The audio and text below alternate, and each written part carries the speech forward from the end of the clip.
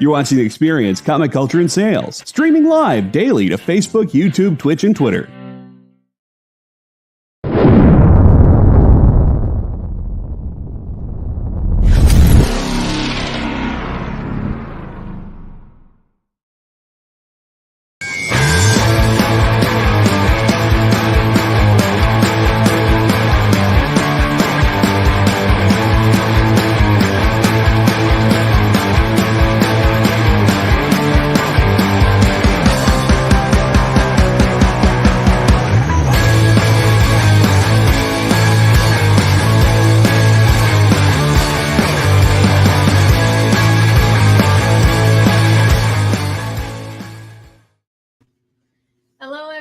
Welcome to Minute To Skim It. It's me, Liam.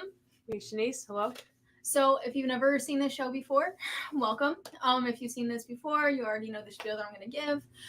So every week on Tuesdays, we read new books that are coming out tomorrow and give you our spoiler-free opinions and reviews on the books that we read. And if the books that we got in, you're not going to see at your LCS. There's been a bunch of shipping issues from every company throughout the board, indie and mainstream. So please don't yell at your LCS. We're doing as best as we can with the issues that have been thrown at us. So do you want to kick it off? All right. So our first one with Miracle Man #0. And this is a good issue for those who are familiar with the character. It's not really new reader friendly, but I still really enjoyed it. I loved the art. I loved how meta some of the storylines are, because there's multiple stories in this one issue, and there is one that I believe is leading straight to Miracle Man #1, the Silver Age book that's coming out fairly soon by Neil Gaiman. Really liked it. There were some really fun Easter eggs towards other existing properties, and the book, again, I'm not sure if I've said this before, it gets super meta. It breaks the fourth wall, and it was a very interesting book. And again, I personally liked it because I am a bit familiar with the character, but if you're hoping to jump into this to learn more about the character, you'll be very, very confused. Not very new reader friendly, but again, if you know the character, definitely would recommend picking this one up, because it's a really good celebratory issue that celebrates the character and the character's legacy. I feel like that's kind of unfortunate, especially with it being a #0 issue, even before the beginning of the series. I feel like that's unfortunate that it's not new reader friendly. That's really kind of, I don't know, it's sad. Yeah, it's not really. I mean, it's cool to see that this character that's existed for 40 years. Yeah, that's fair. Yeah. So it makes sense. Yeah. Well then, changing it up. I'm actually gonna. So I didn't read this today. It's Side Effects, from Seismic Press, which is Source Point's young adult press company. We got an advanced reader copy a few months ago, and I read it then. And I love it. Miss Jen actually recommended it to me because it touches on mental health and medications and going through them. So essentially, this girl has a mental breakdown at the very first week of her being in college. And her roommate walks in and just sees all kinds of things, and recommends her to the on-campus psychiatrist, and gives her all kinds of medications that cause her to experience regular side effects, and also superpowers. And it healthily touches on mental health and the stigma behind it. And it being Mental Health Awareness Month, it is a fantastic release point, and I'm not surprised that they're releasing it in October.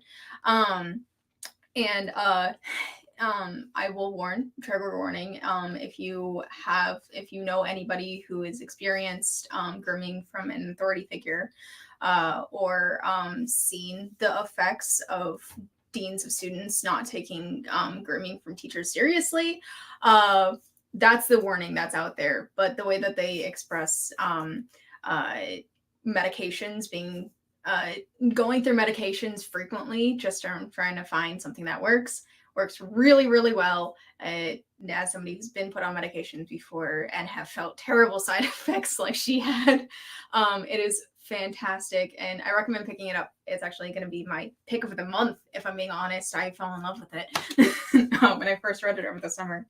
That's really good. Yeah. Jen has also said she feels that this is a future Eisner-winning book. Oh yeah. So the fact that it's getting praise from 2 people at the store is really saying something. And it has LGBT representation as well. The main character is I guess, she thinks that she's lesbian, but she doesn't know. But there is LGBT representation, which I was living for. It's fantastic. I really hope it does win an Eisner Award. Okay, what's next for you? So my next book is going to be SpiderMan #1. And this was one, so I will be honest, I haven't really picked up any Spider-Man issues except for Edge Spider-Verse. So everything that's been going on with Peter and his own books, I've learned through Twitter and people's reactions to what's been going on with Peter. So first couple of pages, I was very surprised to see him teaming up with a certain person, but that's a whole other discussion for another video. So this was a solid book. I liked it. Something happened at the end that made me mad. And I say that in a good way, like not mad enough where I'm like, oh, I'm just not going to buy the book anymore, but mad at a character in the book. Like, okay, this is such a jerk move. I cannot wait to see Spider-Man just beat you up. So that, I guess that's good. The book maybe had emotions. But yeah, it is. So I will say this. Definitely need to read the Edge of Spider-Verse series that's been coming out recently to read this one, because it will spoil quite a few things from that miniseries. And it's a Spider-Man book. Yeah, Peter quipping, fantastic artwork, which is to be expected from the artist. Yeah, it's nothing much I can really say. It's if you need a Spider-Man fix, this would be it. And I feel really bad for a character in that book. That's a horrible way to go. And yeah, that's my review. Well, that works. Well then, same realm of classic comics. So this is gonna sound weird, as a weird transition. So this comic, Three Keys, it actually follows the main character is a 25-year-old who works at a comic shop. The synopsis on Previews World did not say that anything in this was revolving anybody who worked in a comic shop. So there's like this whole like fantasy war happening, and it is amazing, and it actually talks about like working in a comic shop fairly accurately, and I was kind of surprised by that. It's fantastic, and the end, really, really good. The art in it is beautiful. The relationships between all the characters is really good. I showed it to Jenna before she left earlier. But one of the panels has a couple of the panels have pops in the background that are mock-up pops of characters in this story.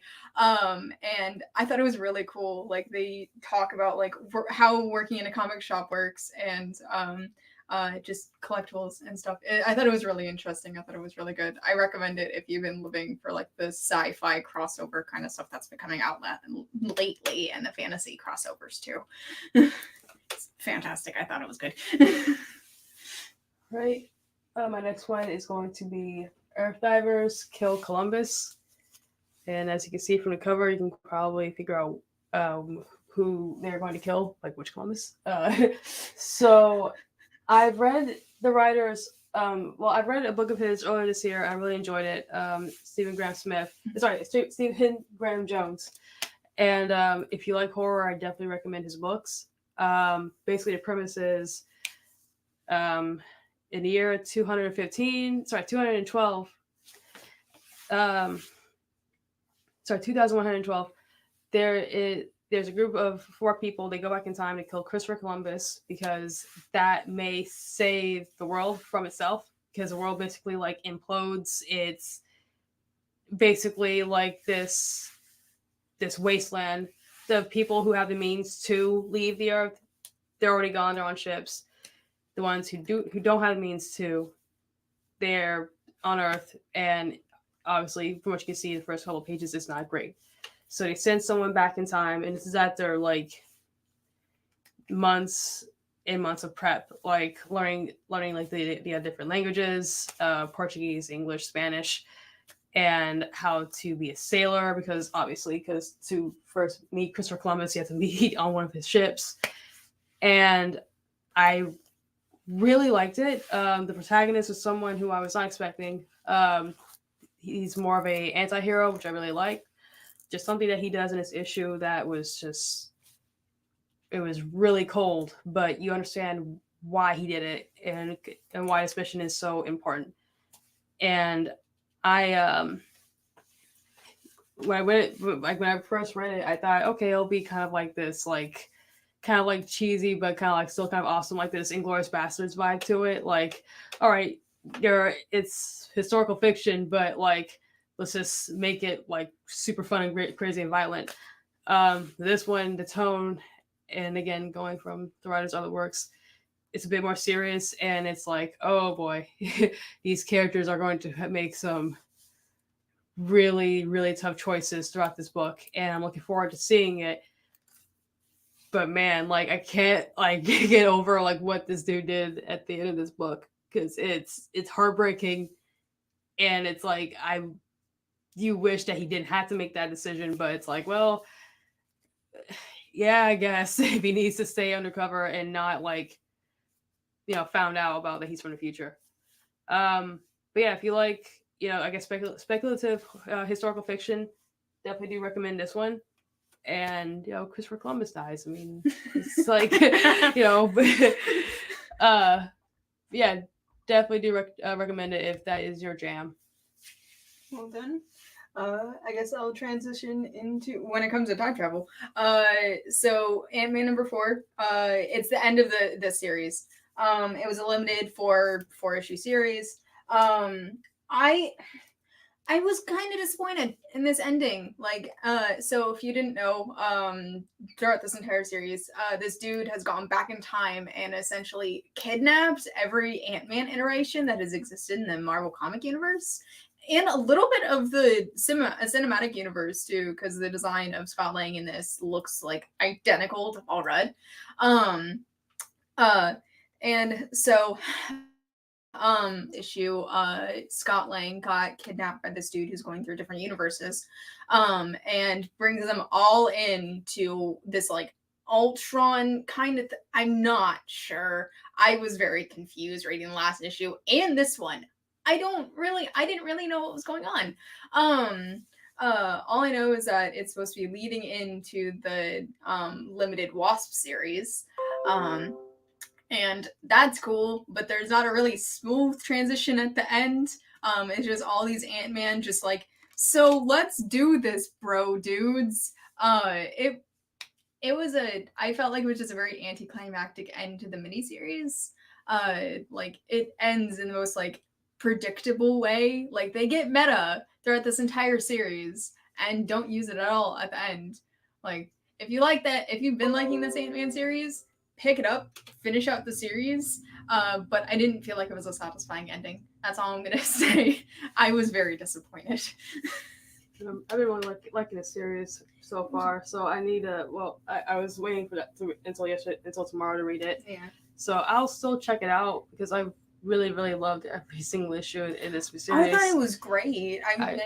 I love the again, like Liam said, it's meta. It's very self-aware. There are some like really fun Easter eggs, and it's Ewing who has this, I'm almost certain, encyclopedia like just knowledge of Marvel that's would be scary if it wasn't impressive. So there are some like references that he's put in these books where it's like, wait a minute, what? Where I've had to go to Marvel Wikia, and it's like, oh, okay, this is a deep cut, but okay. Like he makes references to like the original Ant-Man series. Yeah, and I'm when they announced like the Wasp series coming out, which will be next year, I kind of figured this would be a case. It's like, okay, the way it's going to end, it's going to lead to that, which I'm excited for. Oh yeah, I'm very excited to see where it's going to go. I feel like you're going to enjoy it. I just thought it was kind of disappointing. Let's see. So I'll go with Batman. 128.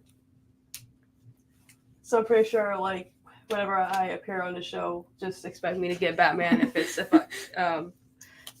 yeah, I've really just been digging this run so far. Pretty much like what I said last time, like, I just love that Zdarsky doesn't fall into like he's Batman, so he has to outwit every single person. He can do it all by himself. He's just this brooding loner when he actually does care for his friends and family.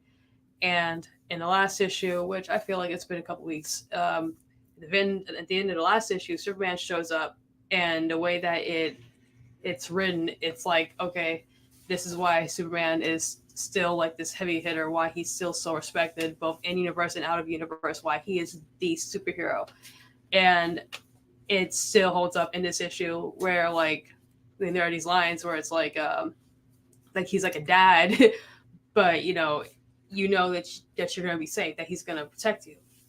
And other members of the DC universe, they show up. And just to note, this does take place before the current Dark Crisis series, so there might be some confusion from viewers, like, wait, why is this person here? Again, like, I really, really love this run. Like, this is a Batman that I've been wanting for a long time, and it's not enough against previous writers, but the whole like Bat God characterization, it gets old. And when you have multiple Batman books coming out, like, I mean, there's another one up here, like it gets very tiring. So it's a refreshing take on this character. And if any Tim Drake fans, I know the first issue was terrifying, but this issue is also really good for you guys. If you've been reading it, you already know what's up about this book and about this run. And it's still staying the course. It hasn't veered off, hasn't gone into anything too crazy. And the backup stories in these issues have also been very, very good. I'm just really digging this run. It's been a while since I've read a Batman run where I've just like, okay, I'm in my pull box every month. I'm gonna follow it, and when the trade comes out, might even tell my friends, or bully my friends into buying the trade so I can talk to them about it. But yeah, it's not an empty thread either. It's not. I don't have it up here, but definitely check out the variant for this book. It looks really pretty. Like, it's phenomenal. Well then, because you have 2 books left. Yeah, so you just do 2 of mine now? Yeah. Okay. So then, Mind Management bootleg number 4. So I've been reading this series exclusively on Minute To Skim It, and I've been enjoying it. They've been intertwining the original series, which I never read. I didn't even know it existed until Jen showed it off on a run show a couple weeks ago.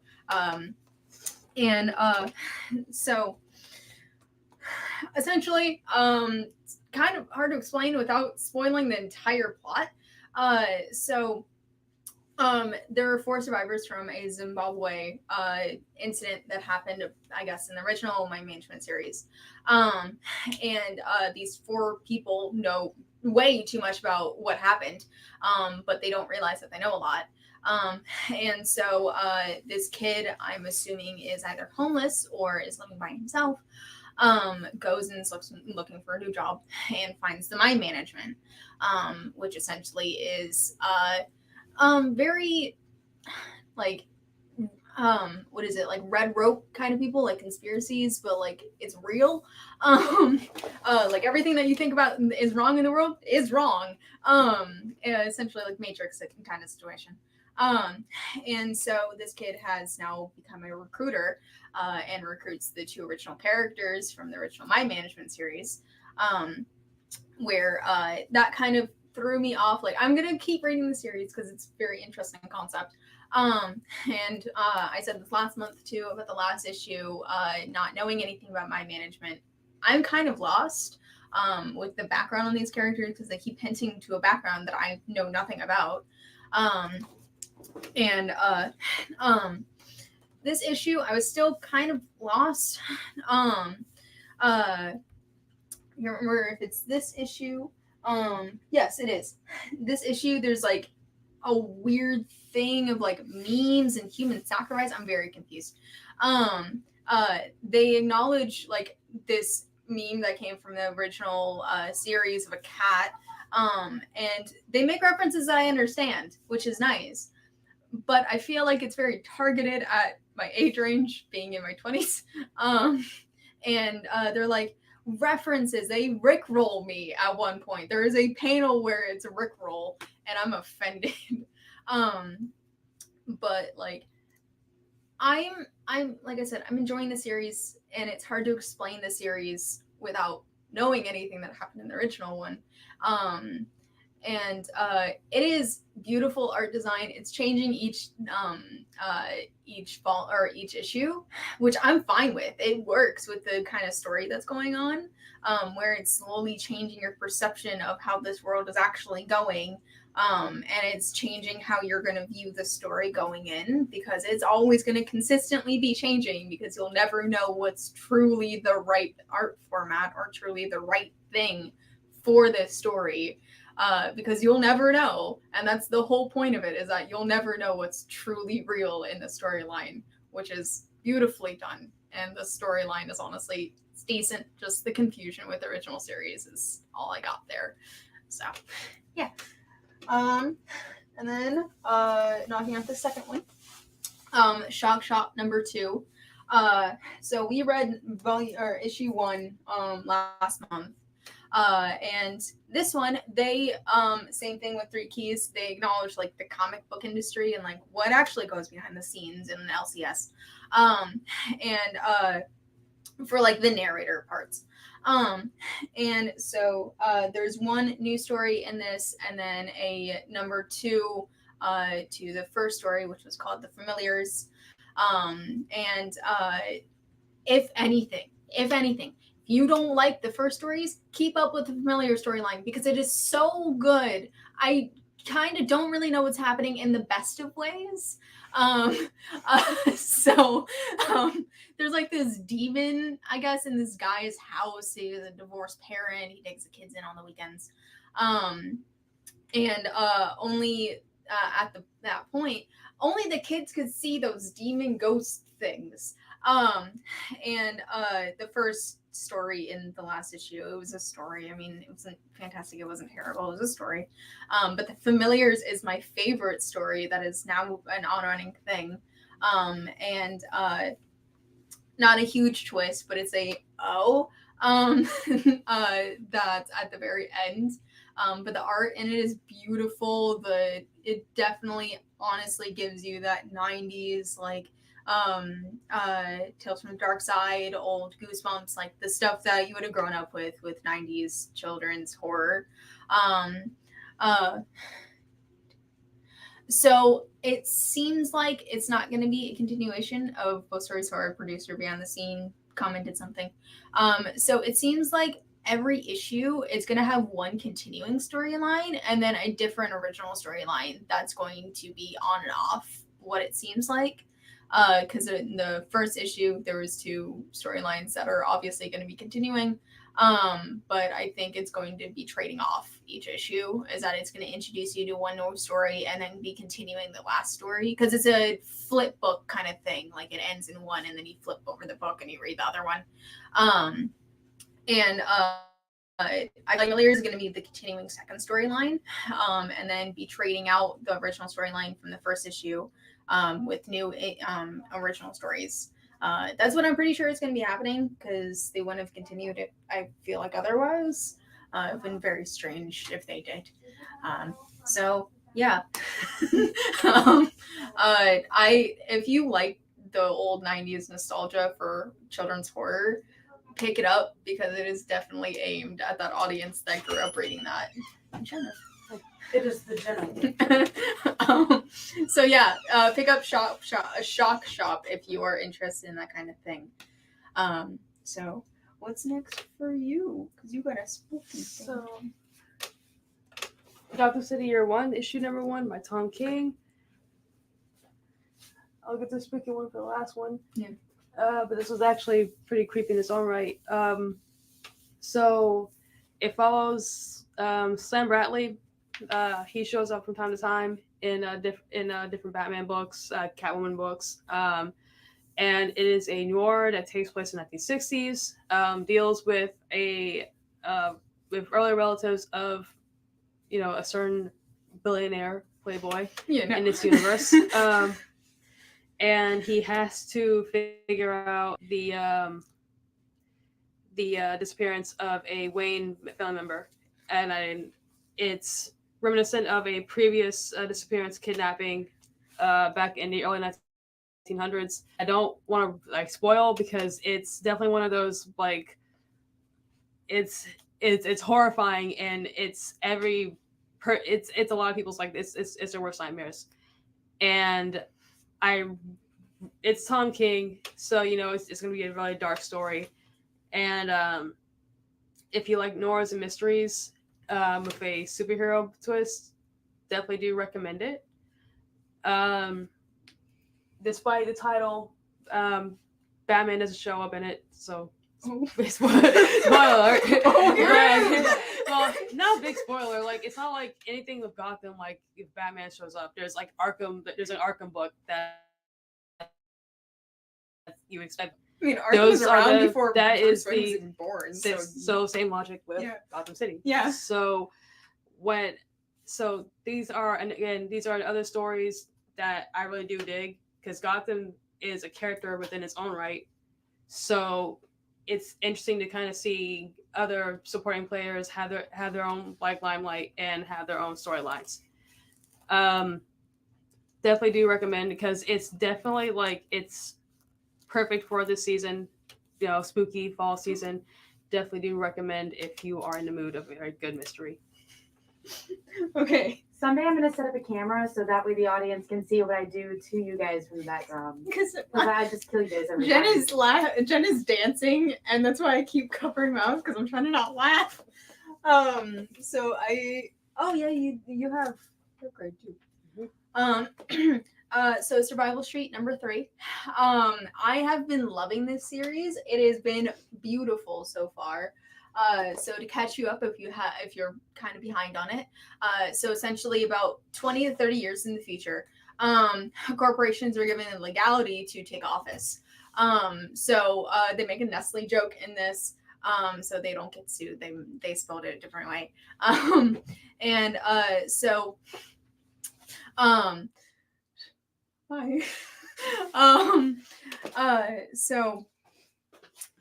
This last issue, they go on a rampage. The first issue, it talks about police brutality. Each issue, it talks about something that's wrong within America, that it's just acknowledging things that are an issue. They talk about corrupt politicians and the fact that they use prisoners to fight wildfires. And it's kind of messed up. It's nice, but if you enjoy the kind of energy that, if you've seen Avenue Q, the musical, gives off that same energy, because it's the Muppets are the minority in this, and it is beautifully done. The art on the cover is the exact same as it is in the book, when it comes to the A covers. This one, they also acknowledge how poorly they treat pregnant women in prison. The way that they discuss these political issues and the issues in general when it comes to human rights, beautifully done. They absolutely know the people that are reading these books are aware of those issues and are aware of how serious it is, but it's so heavy. So heavy to talk about, and they make it very light in a good way on very heavy topics that are unfortunate in America. I recommend it not only for that, how it discusses it, but also the art design is gorgeous and the storyline is fantastic. There's a bunch of subplots going on that are beautifully done.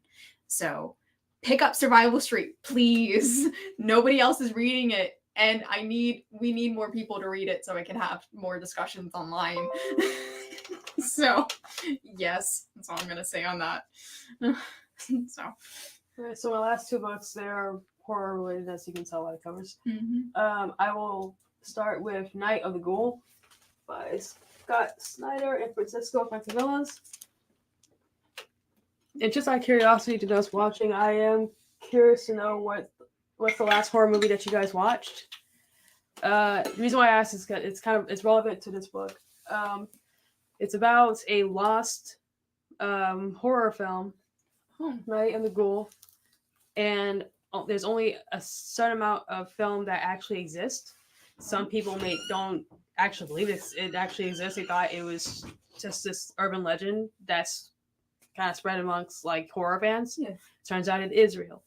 And this super fan and his son, they travel to this hospice where the director of this film, they just want to know more about the film. They're both big fans. Well, the dad is a big fan. The son is just there.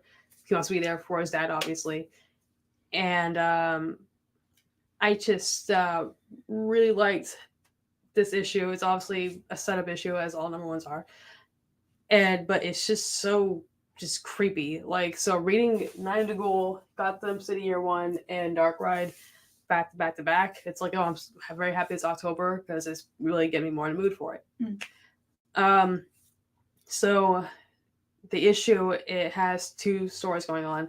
Basically, the in-film story, Night of the Ghoul, and the dad, son, and the director in this hospice, which isn't what it seems. I really liked it. It's really creepy.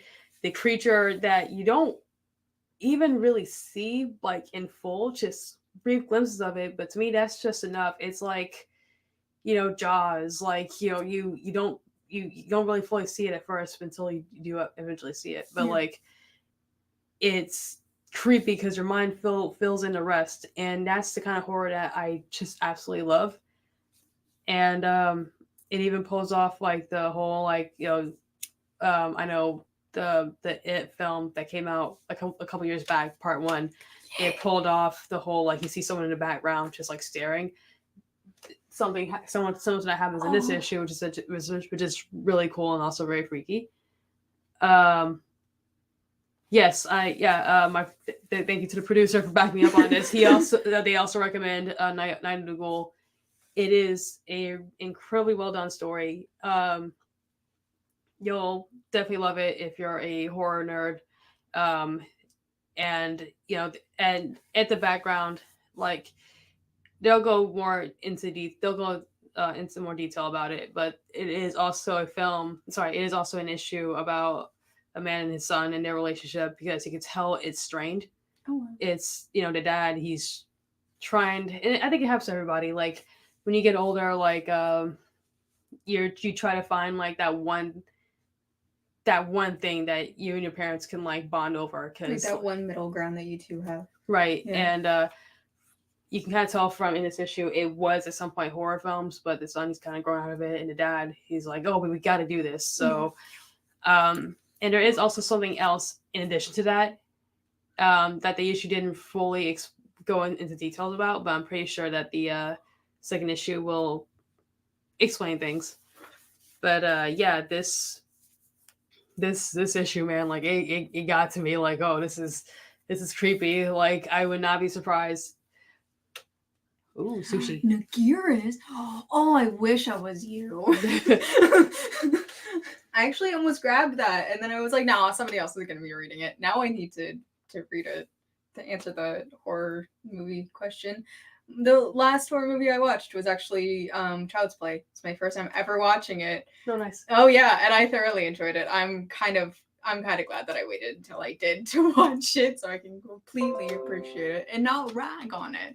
Yeah, mine was Barbarian. Definitely one of those movies. It's where every single like every single like amount of like hype that it's getting, and do not go into it like reading anything about it. Go into it completely blind. It's great. I've heard it's fantastic. Okay, Kyle.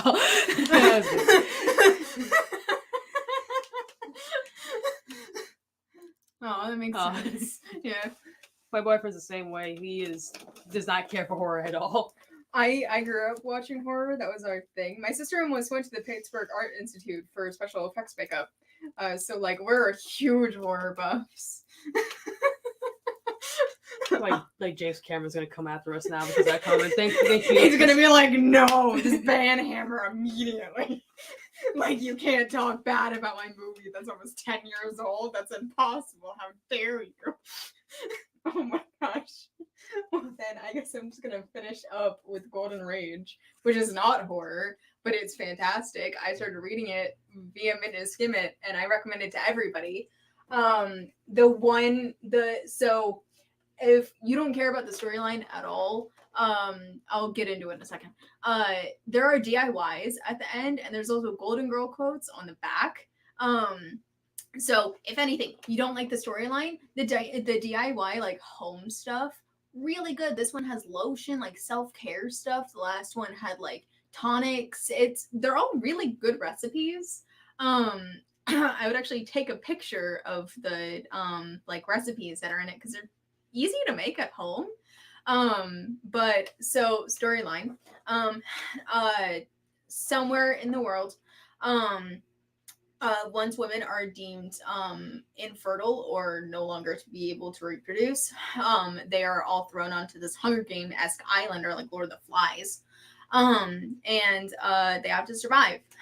The main character that we follow in this has started into early menopause, and in turn has been deemed essentially useless. And so she is put on this island. There's a huge twist at the end of this issue. I'm just going to warn you. I don't know if it's true. I don't know if it's like an actual thing. I think it's just something to stir the pot. And so the main character finds this group of old women after she has been injured or knocked unconscious. And now they are on a quest to figure out how they even got to this island in the first place, because they arrive unconscious. They're knocked out, put on a boat and then shipped to this island. They don't know where the island is. They don't know where they are. They just know that they're on an island and they're surrounded by water, and they don't know where they're coming from.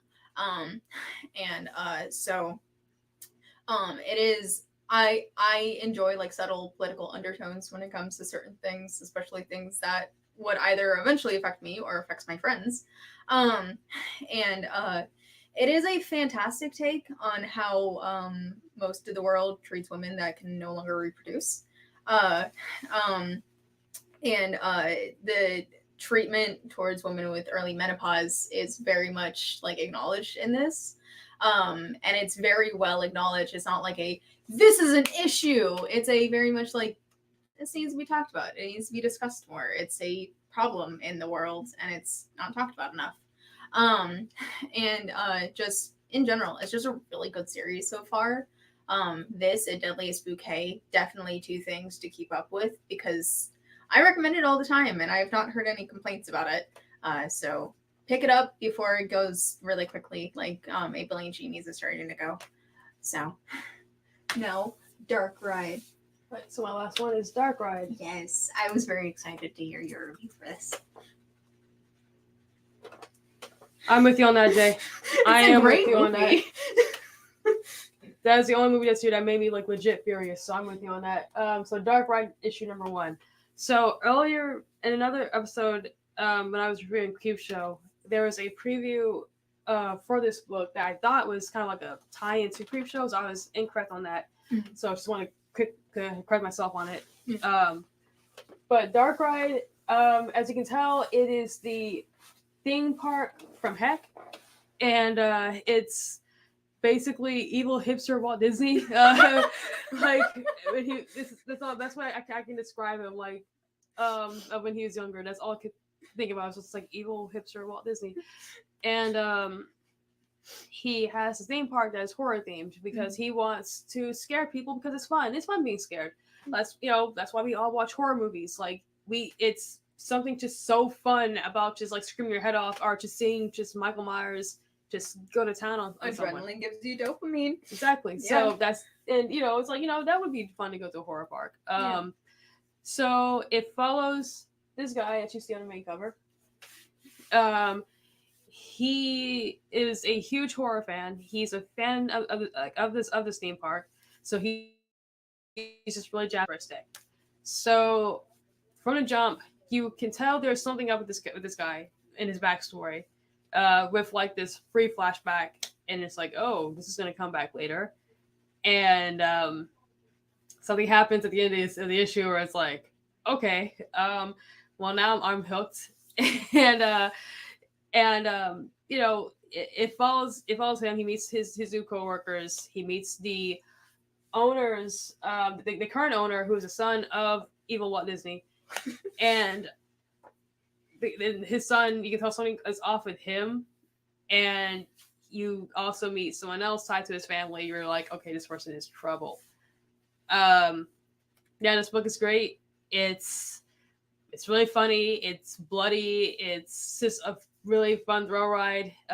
Forgive me for saying thrill ride about a or even horror park. And it's crazy because I kind of want to go to the theme park because it actually looks really fun. At the end of this issue, there's actually a legit park map. Oh wow! So you see all the different rides, and it looks like a trip. It looks like the Universal Horror Nights that they do, but like 10 times bigger. But yeah, I definitely do recommend it. It's kind of getting you in the mood for Halloween. This is the issue. Actually, almost grabbed that because I loved Horrorland, and I read the Horrorland series when I was a kid, and I just loved that episode. Every single time that I found it anywhere, I rewatched it on my non-streaming services because I love the aspect of a horror-based amusement park. It is my dream. If it was real, I'd go. And this is a book that I feel like this is going to be another one that they announced second printings, third printings. Oh yeah, it's definitely going to be a sellout at our store. We have a huge horror community in the area. Anytime that the employees here are horror junkies,